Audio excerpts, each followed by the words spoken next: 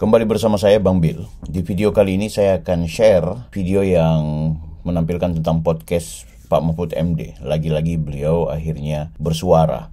Dan kali ini walaupun beliau agak sedikit memberikan kembali kritik kepada Jokowi dan juga pemerintahan yang dia di dalamnya pernah ikut menjadi bagian dari Menteri Jokowi, namun ada pernyataan yang menarik di mana beliau bermohon maaf. Menarik ini.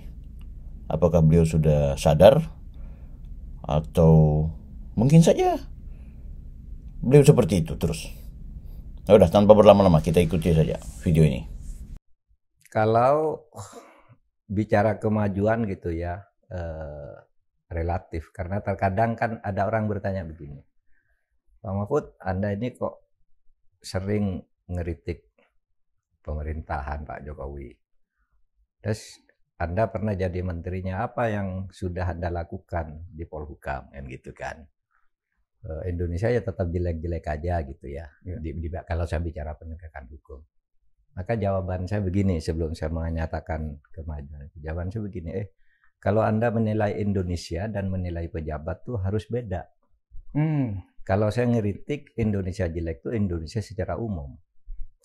Kalau pejabat itu bisa beda-beda setiap orang. Seperti Anda bicara, siapa sih tokoh pemberantas korupsi yang paling sederhana? Muhammad Hatta, ya kan? Ya. Tapi apakah Anda mau mengatakan Muhammad Hatta gagal karena ketika Muhammad Hatta menjadi wapres sampai selesai korupsi masih banyak? Ya kan? Siapa tokoh pendidikan yang bagus? Bisa jadi contoh Malik Fajar misalnya kan, bagus tuh orangnya, sederhana ini. Tapi apakah sesudah Malik Fajar menjadi menteri di sana pendidikan kita bagus? Enggak kan? Tapi Pak Malik tetap dinilai bagus, Hatta dinilai bagus, M. Yusuf dinilai bagus, Mar'i Muhammad kurang apa bagusnya, tapi dia jadi menteri korupsi banyak juga, ya kan? Tapi orang tetap menilai Mar'i Muhammad itu jempolan. Nah, oleh sebab itu kalau bicara Indonesia, saya bicara Indonesia. Tapi kalau bicara kantor saya bilang opininya bisa macam-macam. Bisa ada yang mengatakan saya melakukan sesuatu yang banyak, bisa juga tidak, misalnya. Saya mencontohkan ini. Misalnya kalau Anda lihat sesama pengamat, satu Fahri Hamzah, satu Pandana Baban, misalnya kan. Fahri Hamzah bilang, Pak Mahfud ini yang bertanggung jawab atas kehancuran hukum, kan gitu kan. Tapi kalau bicara dengan Pandana Baban, wah itu Menko Polhukam paling hebat sepanjang sejarah itu hanya Pak Mahfud, bukan jenderal, jenderalnya bintang 4 lewat semua kan, gitu kan. Sama-sama ada, itu opini. Maka saya bilang, lihat faktanya aja. Nah, mari kita buka survei Litbang Kompas yang dirilis 13 Desember. Itu Polhukam tertinggi. Kepercayaan terhadap pemerintah itu 74. Sumbangan Polkam itu 80. Jauh lebih tinggi. Hukum 61 gitu. Tertinggi itu sejak awal saya selalu sering dipanggil oleh Kompas setiap hasil survei sebelum dirilis, diminta pendapat gitu. Artinya kalau bicara itu orang sudah menilai adalah perbedaan. Nah, kalau spesifik masalahnya apa? Saya Mas Budi masuk ke soal-soal yang dulu tidak dimasuki orang. Anda tahu BLBI itu kan udah hampir tenggelam. 114 triliun hutang orang enggak. Tidak tertagih dan tidak ada yang berani nagih. Sama kan? Loh, saya minta impres kepada Pak, tugaskan saya. Biar saya nemenin Menteri Keuangan yang secara institusional menagihnya harus Menteri Keuangan. Saya sebagai koordinator, saya ambil hukumnya. Nah, hanya 2,5 tahun saya kerja itu sudah terkumpul 32 triliun balik. Dan sekarang terdaftar semua sisanya yang siap ditagih. Nah, itu saya masuki. Persoalan hukum saya masuk ke teknis. Seperti soal kasus Sambo misalnya.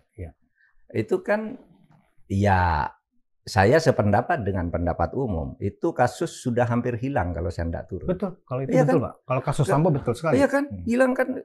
Kalau nggak Mahfud intervensi dengan di media sosial waktu itu. Media sosial DPR aja marah ke saya karena saya bilang Sambo itu nggak benar tuh, harus diselidiki. DPR marah semua. Apa itu kok menteri koordinator jadi menteri koordinator gitu, Pak? Iya, nggak apa-apa saya bilang. Pokoknya ini harus dibuka.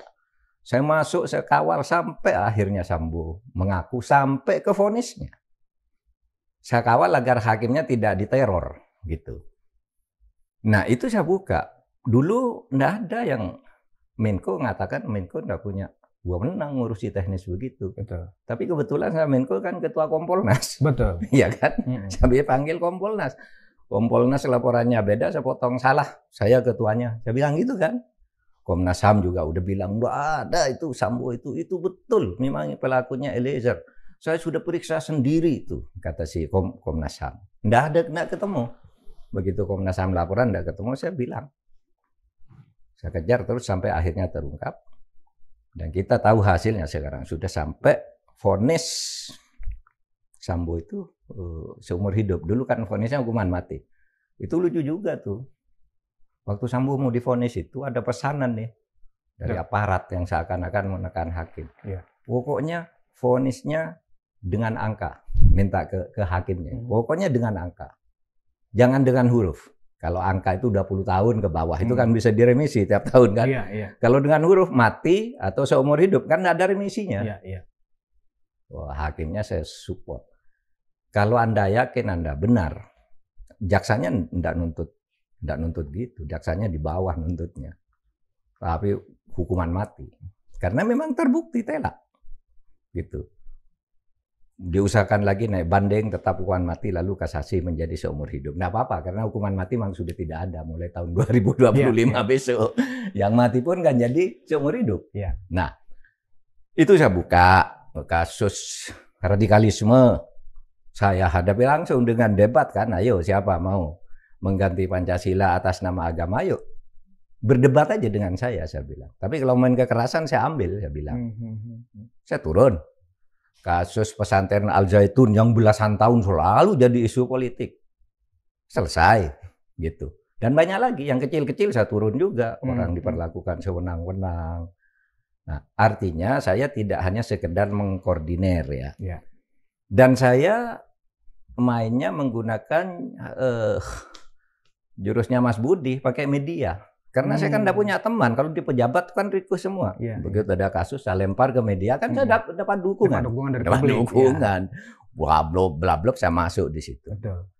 Ya itu yang bisa saya lakukan. Nah, kalau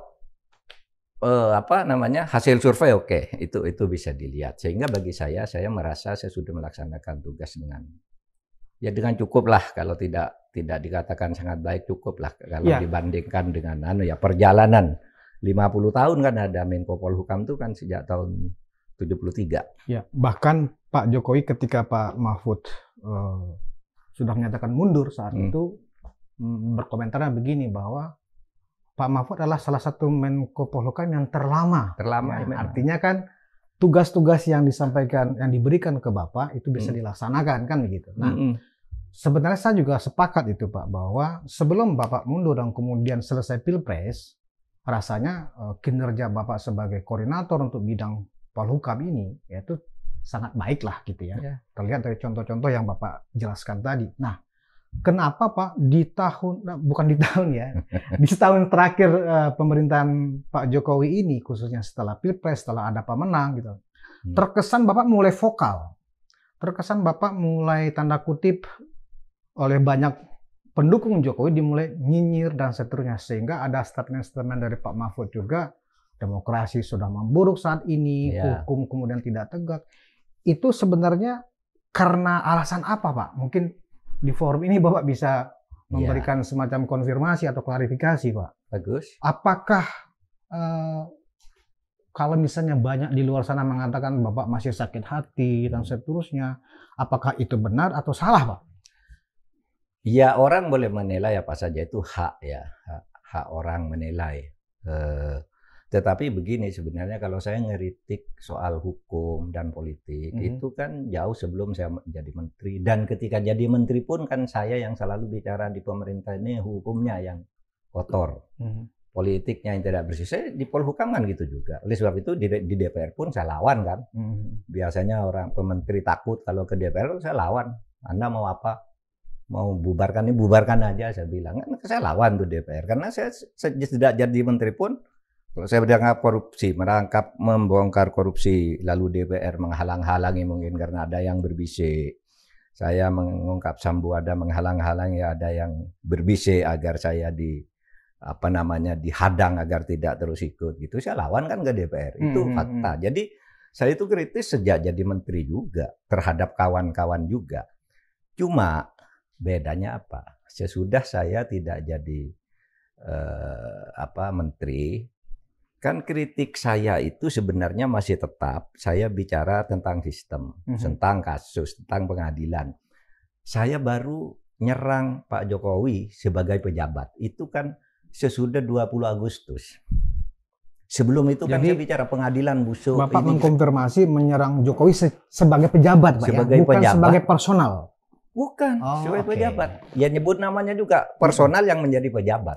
Sebelum itu kan saya selalu bicara sistem pengadilannya busuk, ini hakimnya salah ini dan seterusnya kan. Ini politiknya kotor, politiknya tidak imbang gitu kan, saya selalu bicara itu. Tapi sejak tanggal 20 itu saya terpaksa bicara. Karena saya melihat pribadi dan kemudian dikonfirmasi oleh publik. Pak Jokowi itu membiarkan semuanya ini terjadi. Sampai yang terakhir itu membiarkan vonis MK itu mau tidak ditaati dengan mengubah undang-undang hanya dalam 1 hari. Kenapa saya nyebut Pak Jokowi? Loh, itu katanya ketika DPR, kenapa putusan MK tanggal 20 kok tanggal 21 sudah ada usul dari Presiden untuk perubahan undang-undang? Oke. Iya, ini ada suratnya di Presiden kapan nih? Bulan Januari tahun 2024. Loh, putusannya tanggal 20 Agustus, kok suratnya sudah ada tanggal 20 Januari, kan tidak masuk akal. Dan Pak Jokowi mengirim 2 menteri ke DPR untuk membahas itu. Mestinya kan dihalangi. Saya tidak pernah ngirim surat itu. Tapi nampaknya, kalau saya malah cenderung, ini dugaan pribadi, disuruh oleh Pak Jokowi. Tapi oke lah, kalau tidak disuruh kok membiarkan, kalau tidak menyuruh, kan gitu. Kalau kita cenderung disuruh karena kan sorenya sebelum itu menterinya dipanggil kan, Menkumham. Terus besoknya menghadapi DPR, nah enggak bicara apa-apa. Kalau DPR setuju, saya setuju. Nah di situ saya mulai ini harus disebut nama pejabatnya. Ini Presiden, ini Pak Jokowi. Ya saya waktu itu sebenarnya nyebut Pak Mulyono kan. Ya. Tapi itu juga saya minta maaf. Dipersoalkan itu Pak. Ya, kan, masa sih, karena kan Mulyono itu kan nama kecil beliau dan seolah-olah dengan Bapak menyebut nama pengganti Pak Jokowi juga dengan Mulyono, ya kan? Itu seolah-olah mengafirmasi Bapak memang termasuk dari kumpulan-kumpulan teman-teman Prodem yang sedang mendowngrade Pak Jokowi dengan memanggil Mulyono, kan begitu? Waktu itu saya memang agak emosional. Kenapa kok negara dibiarkan begini? Ini sudah konstitusi loh. Kalau soal permainan politik di lapangan agak curang, biasa itu memang dulu negara ini diberdekakan oleh para pendiri agar kita bermain politik sesama anak bangsa kan. Ya curang-curang dikit ya enggak apa-apa. Tapi kalau sudah konstitusi saya tidak bisa menerima. Itu bahaya bagi masa depan bangsa. Oleh sebab itu saya katakan sudah ini Pak Jokowi. Nah, itu kemudian itu waktu itu memang momentumnya tepat kan, semua rakyat turun di saat itu. Sampai sejak itu kan Pak Jokowi lalu memang menurut saya sejarah harus membegitukan situasi ini agar landai. Seperti sekarang kan sudah landai ya. Oke lah, kita masih menghadapi pergolakan politik, tapi kira-kira tidak akan ada ancaman lagi terjadinya sebuah hegemoni yang dinastik menurut saya. Tinggal sisa-sisanya inilah residu-residunya ya kita selesaikan baik-baik sebagai bangsa. Sehingga benar kata Mas Budi, Pak Jokowi, wah Pak Mahfud tuh Menko yang paling lama. Menurut saya sangat dekat dengan beliau. Oke, terlepas dari apapun yang disampaikan oleh Pak Mahfud, publik sudah terlanjur menilai bahwa Pak Mahfud MD ini tidak berterima kasih kepada Pak Jokowi. Apapun yang menjadi klarifikasi beliau tadi juga tidak kemudian menanggalkan pikiran publik bahwa Pak Mahfud ini adalah orang yang sebenarnya bisa dikategorikan mengkhianati Jokowi. Bisa dikategorikan begitu. Ya oke, semua opini. Seperti dia sampaikan tadi bahwa ada orang yang suka seperti dia, menilai bahwa kerjanya bagus sebagai Menko waktu itu, sebagai menterinya Pak Jokowi.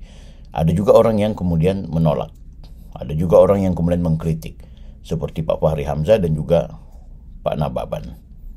Silakan kita menilai sosok Pak Mahfud ini seperti apa. Tapi yang jelas pada faktanya tokoh-tokoh politik kita selalu menampilkan sesuatu yang mencengangkan. Jangan lupa like, comment, and subscribe. Saya Bang Bil.